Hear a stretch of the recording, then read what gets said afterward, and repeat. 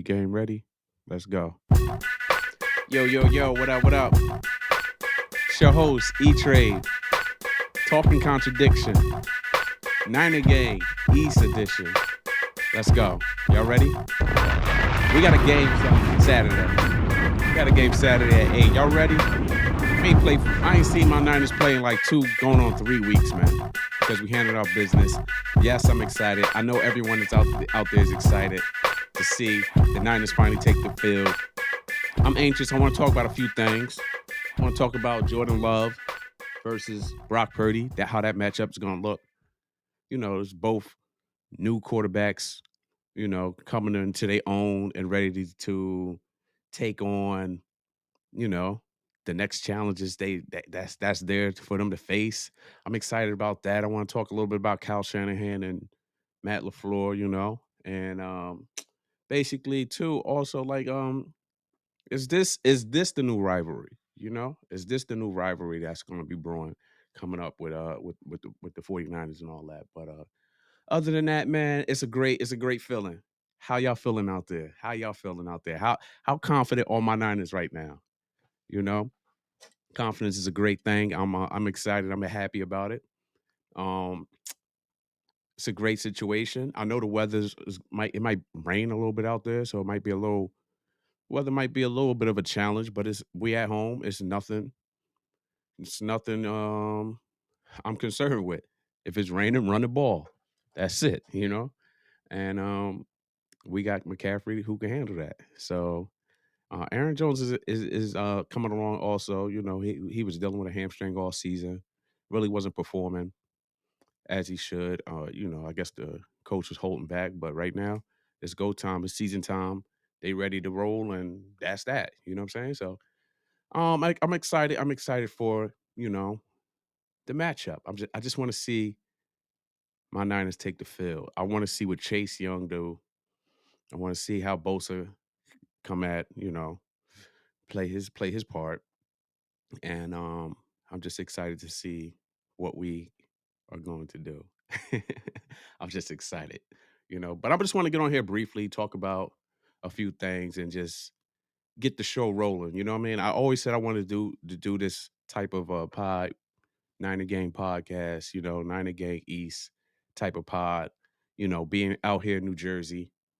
Just give you a little bit about myself. I'm out here in New Jersey, and basically this is Eagle country. You know, in South Jersey.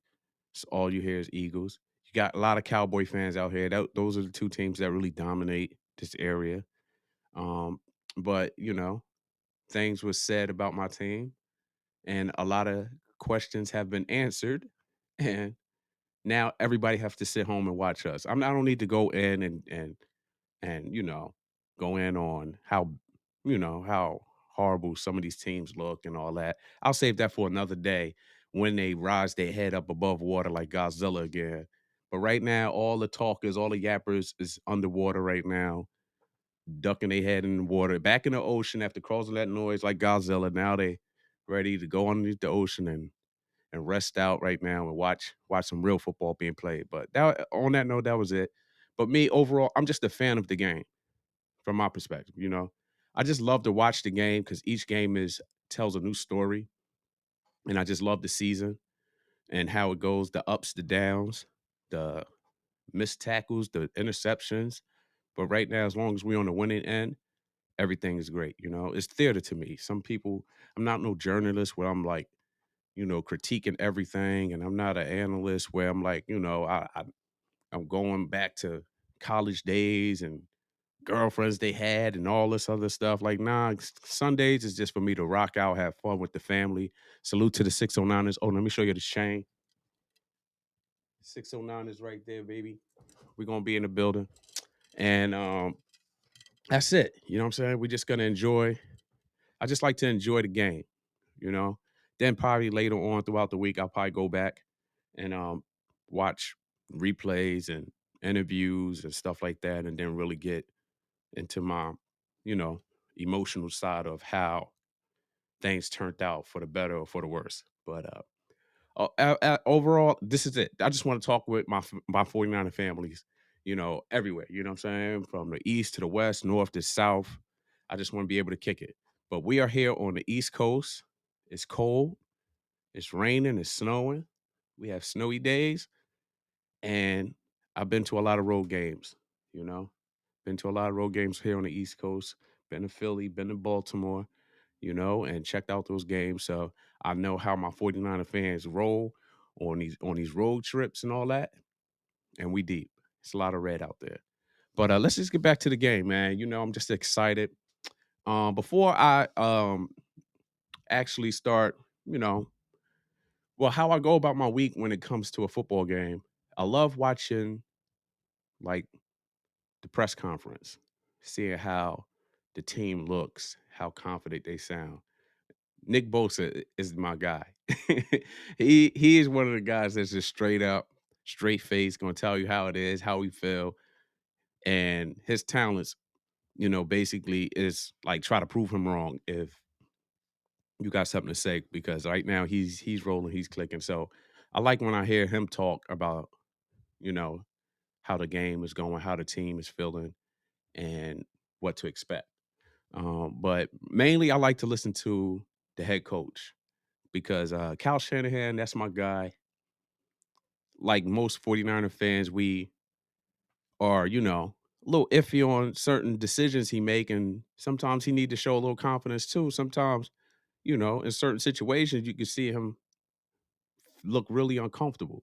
So it's like I'm sold on him as the head coach. Everyone is, extension and all that. He does a great job.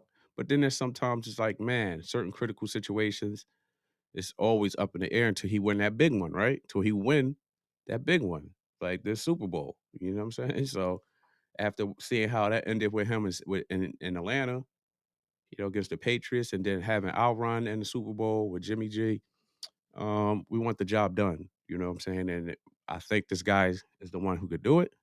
He's leading the way as far as the creativity of the offense, which I love. And I just love to see his response to, you know, um, leading up to game day. So I do want to play it a little bit of it. Like he was on today. This is like the final press conference before the game with us, I guess. I think this is. So um he was I'm gonna let y'all watch it and see for yourself. But he was I get a lot from him to know how the team is feeling going into Sunday. And Injuries for let's the let's game: listen Cleve to it. Farrell will be out, and Greenlaw is questionable. Go ahead.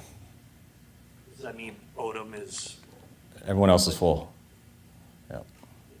you'll make a move with him tomorrow? Yes. Can you do it Saturday at 1? Yeah. Saturday by 1, I believe, is the last time. How the whole rest versus rust thing, every time this season you guys came off significant rest, you had a pretty All right, so he gave the injury report, and I think he said Cleveland is out, and I think Greenlaw. I know he was dealing with an Achilles injury, but I think he said he's questionable. I would want him to. Yeah, I want him to play. I want everybody to play, man. This is the healthiest we've been like all year, and I think the team this year so far had well, the year it is what it is, right? We are who we are by now. We know who we are. The league knows who we are, but I would say the team did an excellent job managing health throughout the season. Managing the injuries and everything. I think everything went perfect this year. So for us to only have Greenlaw as questionable on the roster, great. I can't complain, man. Like I'm just confident right now in our gameplay for Saturday. dominant performance. How much did those experiences kind of factor in how you managed the last couple weeks? Not much. I think we've had some dominant performances when we've had none rest, and I think we played bad when we've had no rest. Sorry, that was not educated. But it's, you try to go with how you feel your team is, and our team's ready to go. So excited to see how we play. So I like to hear. You guys are going to get a lot of rain over the next 3 days. How have you felt about the field, how it's played in the rain in the past? In the stadium? Yeah, in the stadium. Been Good. Yeah, I think. I mean, there's some. Most of the fields are the same. You know, the ones that are real bad, but ours is good. I think it's held up well, and very similar to our practice field. Like when Cal had an interview before talking about, I think when I think Brock was playing Cleveland in the rain. They asked him about it. He was like, we don't practice like with wet balls and none of that stuff. Like as far as I gotta say pause on that, right? We don't play. He don't practice with wet footballs or anything. Like you know what I mean? Like he just if like however he runs his plays, he just runs it regardless. He don't worry about the weather at all. So it's strange. Even when I'm thinking now, when you go back to when Trey Lance played against Chicago in the rain, his play was really critiqued that game, and he didn't play as well. And I know Brock Purdy haven't played as well in the rain also. So, you know, um, which is I guess he just still goes with his game plan regardless. But I just noticed that he said that previously. So weather conditions, he don't care. Like, he don't care. And I feel him because I don't care. Like, yo, we got a game plan. Let's stick to it. Cal, Love started Grinder's the the Dallas. man. Love started the Dallas game real fast, and he looks like he's in great rhythm. You normally defer to taking the ball to the second half. Would you consider taking the ball at the beginning of this game to try to disrupt his rhythm? No. When was the last time you did Thinking on receive that. the ball? I mean, I think he can have rhythm in the beginning of the third quarter too. I think he had some good rhythm on the second drive also. I mean, I don't think it's because he started with the ball personally, but that's just everyone's preference. I also, it's always good to get up to a big lead. It's also good to score at the end of the second quarter and get the ball first, just like Dallas did, which would have got them right back into it if they did score in the opening third. I always and like we that made an strategy. answer. So it's Defer, if I felt our team was struggling on something, that would change your mind. get the But ball second half. I usually think that's just coincidence. But when you play good football, usually you score, and when things don't happen, you don't.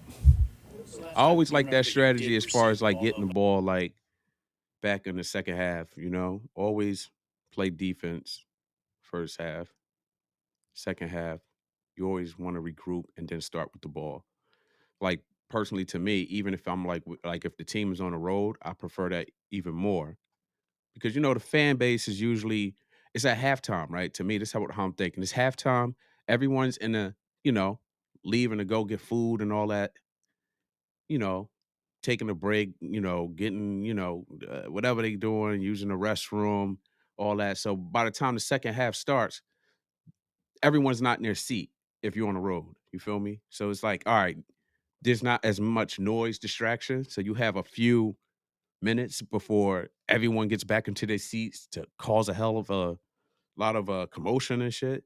So you have a few minutes to actually get into your rhythm and get into your game plan without distraction. You know what I mean? If you feel me on that one? On the game, it seems like you deferred all the time this year. I would guess probably preseason. I guess. Like from your whole 7 years here. Probably. I can't remember. Doesn't stick out. I'd have to probably have a big reason for it. And yeah, probably just preseason. What's the advantage of deferring the opportunity to get the ball back? Yeah, just to kind of lap them. That's the advantage. If not, I think it usually plays out even, but you got a chance to get extra possession just from, I didn't used to know this or think it, but just listening to people for the last 15 years. And I didn't think about it all growing up or when I first got into the league, but watching it all now and really studying it since I was in Atlanta, I just feel pretty strong about it. Right. Greasy said his sideline discussions in game with Brock could be heated. Asked Brock about that. He seemed to suggest those are one-way conversations. Do you have any sense of like how fired up or intense Greasy is during games? And also, second part. All right. I how think much so is about Brian the way Greasy. he I like pushes Brian Brock and Greasy. the standard he Um, has. How much has that helped him? covering Um, covering. Hold on. Let me just say it now. I don't know exactly how it goes over there. They're usually sitting down talking, but I get pretty heated. Greasy handles me pretty well, so I don't think he's out of control or anything. If he was, I definitely would have pushed that button a number of times. But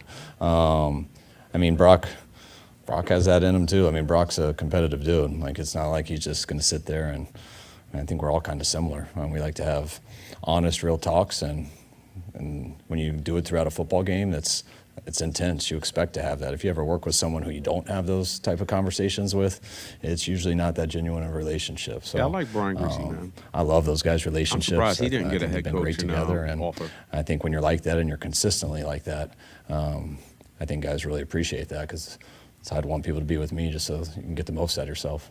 When you hired Wilkes, you wanted him to continue what you've been doing. Oh, defensively wait. for the Talk about most part. Wilkes. I like What kind Wilkes. of challenge is that for a coach who comes into a spot where he can't bring his own staff, he's not doing, and then also still kind of try to put his imprint on it? What has that process been like? I think it's a huge challenge, especially when you've done football for a while. Steve can do whatever he wants schematically and has a lot of experience in places he's been.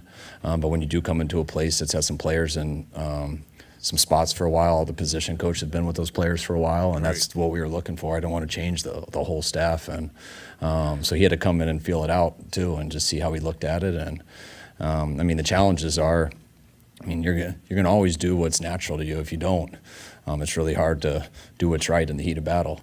But in order to kind of get on the same page, you got to spend a whole off season just asking questions, watching film. Something I always sold to him hard was the stuff I always heard from my dad growing up. I know he came out here in '92, lived in the Marriott for about 5 months before we moved out, and he got 5 months to learn the Niners offense that wasn't changing. He was the only guy who came in, and he sat there for 3 months and called Steven and interviewed him what he thought the offense was. He called Jerry in, asked him what he thought the offense was. He did it to Tom Rathman. He did it to every player. Then he watched 10 years of tape, which we have too. It's recorded every meeting that Salah's had, D'Amico's had, I've had. So there's things you can see and work at that allow you to kind of have an idea where everyone else is coming from. Nice. See, I like that. All the defensive meetings, I guess all the coaches' meetings is recorded, and they get to see Wilkes get to see how Ryan's coached the defense, how Salah coached the defense. If it's not broke, don't fix it. Right? I love that, and I love now that brings more light. Wilkes coming in, showing that he can adapt. To anything, man. And he's a hell of a leader too, man. Just watching how he leads. I like watching his press conference too. Straight face, not no BS, man. You know what I'm saying? He been around the block. He knows how to handle. He knows to handle all types of situations when the pressure is on him. Really, Wilkes should have been the head coach for the Carolina Panthers. You know that, right? Like no way in hell. Like they should have let him go. And but to have that type of brain in the defensive room and as a head defensive coordinator, of course, is great, man. So just to have the film from each defensive coordinator and recorded. If it's not broke, don't fix it. That's the best way. I think we should be using that formula going forward. Like, period. Like, you know what I'm saying? Like that must be something that's archived.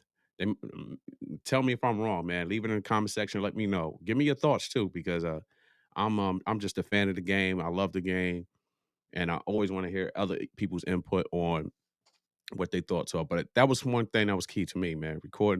Recording the coaches' meetings previously and having them study, so they'll understand the philosophy. Because what the Eagles went through, switching coordinators mid-season, like I saw that was kind of strange to me. You know what I'm saying? Like, but that was Seattle. You know what I mean? They whip your ass, and you know things fall apart. NFC West. And then when you hear that, everyone has a different view of how it affects their area. But when you kind of hear everybody's area and get the big picture for yourself and understand it, and now you grasp it, and then you go into the games and you gained all that knowledge. But now what's naturally you is going to be mixed with what you did all off season and how that comes out throughout the year on how you adjust with injuries, what you're going against. And it's a ton of work, but it's a ton of work to get ready for these 17 games that hopefully get more. And he put in the work, and it's been awesome going through the ride with him this year. How are you as the head coach able to evaluate how well he's grasping it? Is it from practice, or is there a way for you to kind of gauge that as the season goes on? Yeah, all of it. Just practice, Right. probably the most thing, games, watching them after, what changes in practice that week, just adjustments. It's Yeah, everyone harping on our 3-game losing streak and, thinking that the team's gonna fall apart. I'm like, "Man, I don't see it." Like, yeah, we had a losing streak, 3 games, had a bye week, got things together, added new pieces. Like, you know what I'm saying? Like, yo, I'm expecting a big game from Chase Young, man. Like, we got him, he got something to prove too. Like, you know what I'm saying? You got 3 we aiming for 3 more games. 3 games. Prove it. Like, you know what I'm saying? I wanna see how they played when they was at Ohio State, right? You know what I mean? Just going after it, getting at the quarterback, causing disruption. We got my man Armstead back in the middle. It's about to be a problem. I'm telling y'all, it's about to be a problem. This game, man. I'm not even I don't know. 10-point spread or something like that. I think it's 9, 9.5, 10. It should be. I mean, that's what football always is. Everyone will. I just compare it to our side. We have a system, but what is that system? Right. It depends what week we're in, and depends who's healthy, all those types of things. So you got to constantly be adjusting, but you just get a feel on who understands what's been going on, who can work with the other guys, and really how the players react. The only play Wilkes did that was like, that got everyone pissed off was what? When he did that zero coverage, cover zero, like what, halftime, right before halftime against the Vikings. That was a no-no. Like, whoa, whoa, whoa. Why isn't anyone not playing back? That was kind of crazy. That was some goofy Madden shit right there. Able to install the zone blocking scheme in '92, or was McKittrick? Was that up to McKittrick? No, they didn't do that till they went to Denver. Yeah. Strategy thing, Kyle. You mentioned you never call fake punts. Why don't you? I don't never. Well, you haven't here. I actually did once. See, Cal look confident, man. I like this. When Cal is just he's just relaxed, talking with the media. That's cool. Sometimes he be really uptight. I'm like, he's stressing right now a little bit, but he must be as confident as I am right now. But whatever. Did it happen? We checked out of it, and I didn't know there was a check out of it, and it was one of my biggest arguments on the sidelines, which I was embarrassed about because I was actually mic'd up that day. So I got to hear it, and I couldn't believe how bad it was. So, and maybe we did call that one. Maybe I'm just messing with you guys with Mitch, and maybe we'll have some this weekend. Do you generally have a philosophy about that? Yeah, I mean, I don't like to trick people into winning the game. I mean, you want to have game plan stuff and try to make it the easiest for the players, and that's why if something's there and it's consistent and you feel like it, then no doubt. But it rarely is like that. And the time I thought it was, we checked out of it. And it's not about rolling the dice. We'll have no problem doing that type of stuff. But you do it if you have to. And I Right. think, why would you do that stuff if you feel you got a bunch of other ways to win the game? Because to make a risk when those types of things can easily lose you the game, you got to do that stuff if you feel that's what it takes to win. But Fact. I don't think we've been in that situation for a little bit. And it's probably the one I remember calling was, I think, our second year when we finished 4-12. Yeah, I don't want to see no fake punts, none of that. I don't want to see none of that. I don't want to see fake punts. I don't want no trickery. I want no tricks during this game. I want to just see how we match up, play our game, run the ball.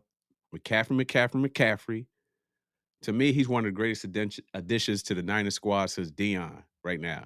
This season got me feeling like 94, 95.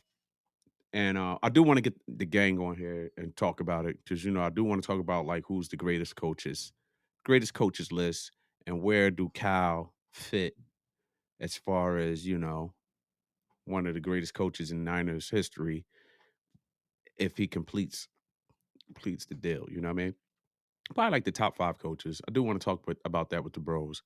Probably that. A little bit about everything, man. All anything Niners, man. Let's just rock out, have fun with it. But no fake punts, no fake, no fakes. only if it's something egregious. Like, I saw the punter one time just like, yeah, he saw nobody on the right.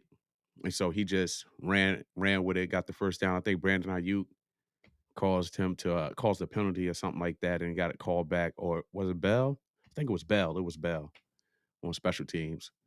And yeah, that was the only time I saw a fake punt where we got a first down, a lot of yardage, and it got called back. So I just wanted us to play our game. Just play that trickery.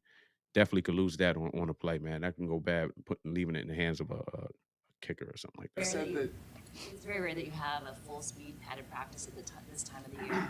How much is like being able to do that a couple times going to help you in going to Saturday? Oh, it's huge. I mean, we we need to do it. When you so many guys who didn't get enough reps our last game on the Sunday versus the Rams, just having those times, I think it helps a ton. I mean, these guys got a full padded 70 plays or what it is just a few days ago in a game. Pads are very important to people. To a team and how they play. We practice almost the same way without them, so that's why we can get away with it. But when you miss the games and you don't get stuff like that, I think it's crucial. I mean, one of our best practices I can remember was a full padded one in Miami before the Super Bowl, just a couple days.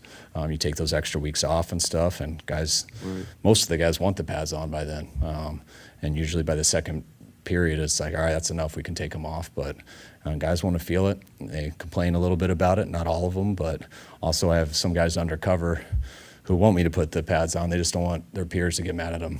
So they try to send me hints, and then I usually call them out. So they blame it on them and not me. Kyle Juszczyk said that when he All right.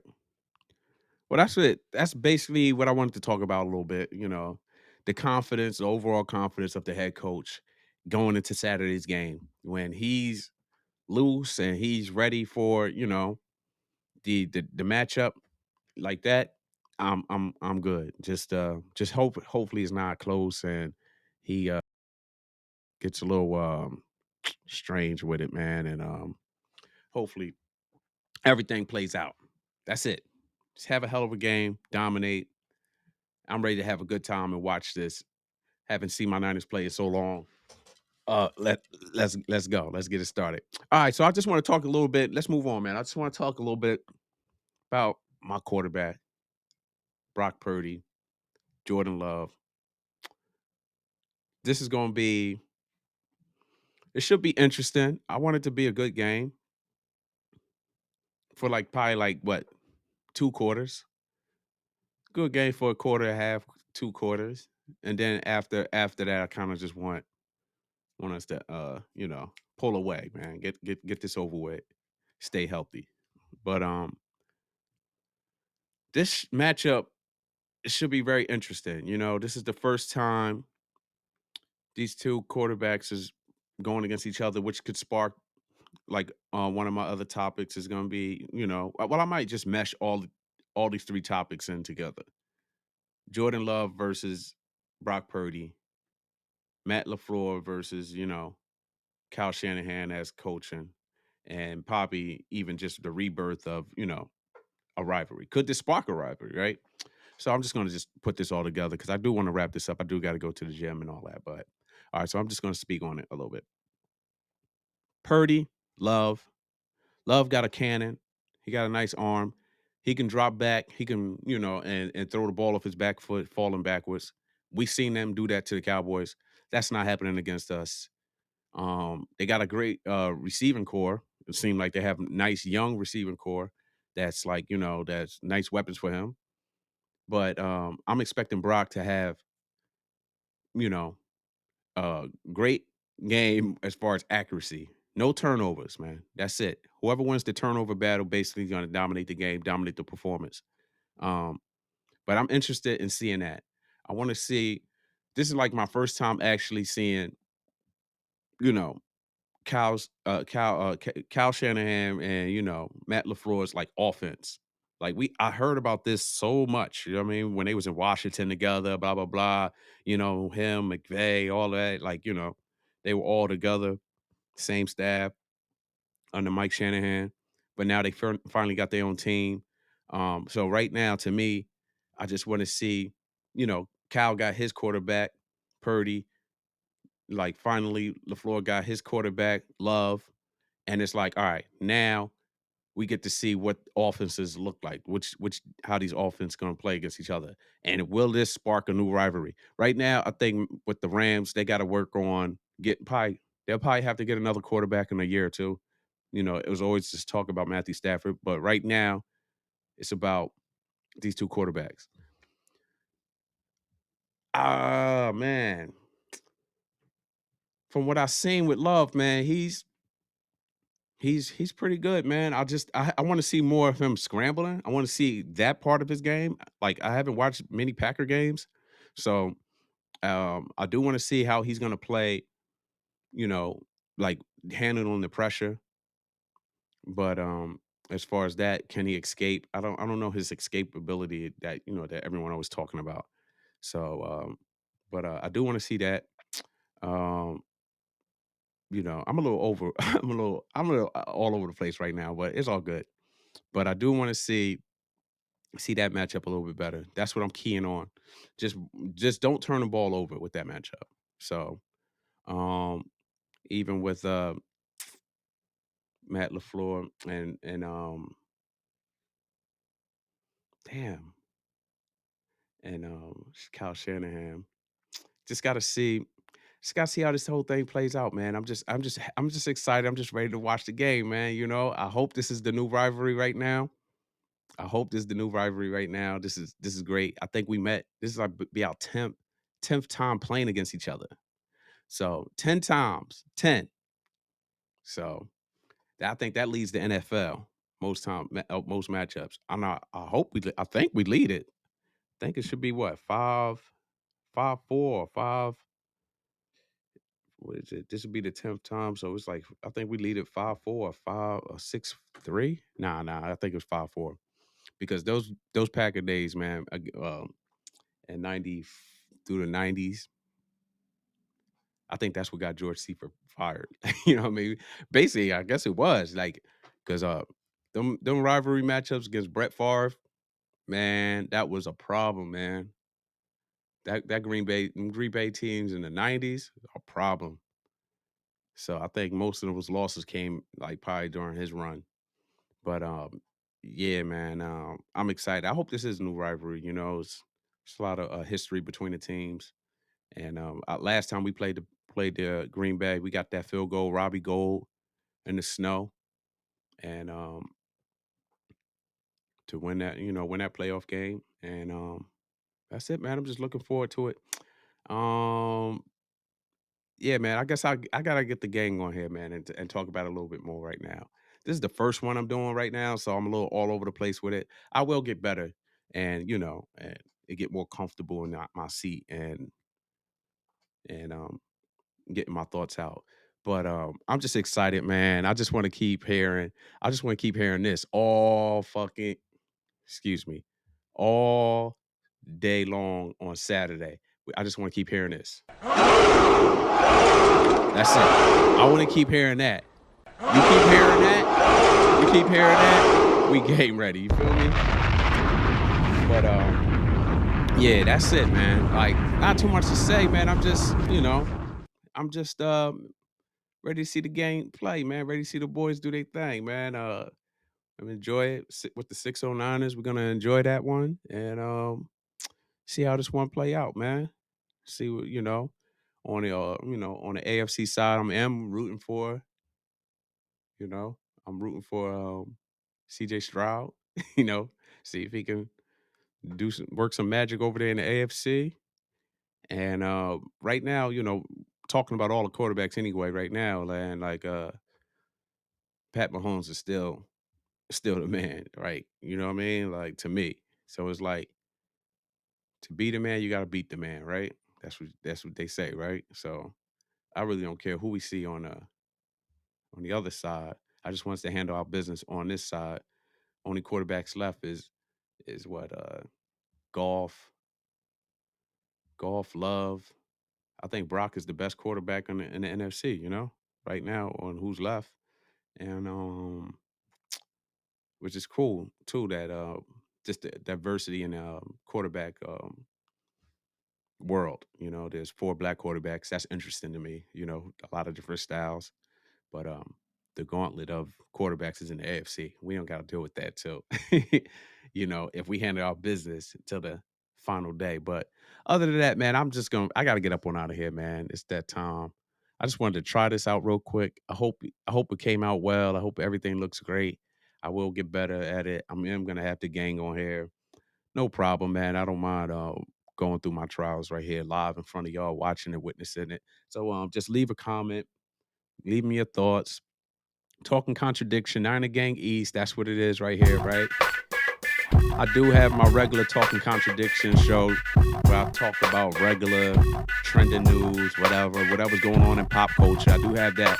But occasionally during this season, I'm going to have Niner Gang East talking Talking Contradiction shows on here, right? Niner Gang East, right? But yo, until then, we out of here. Well, I'm out of here. See that? We out of here. I'm out of here. All right.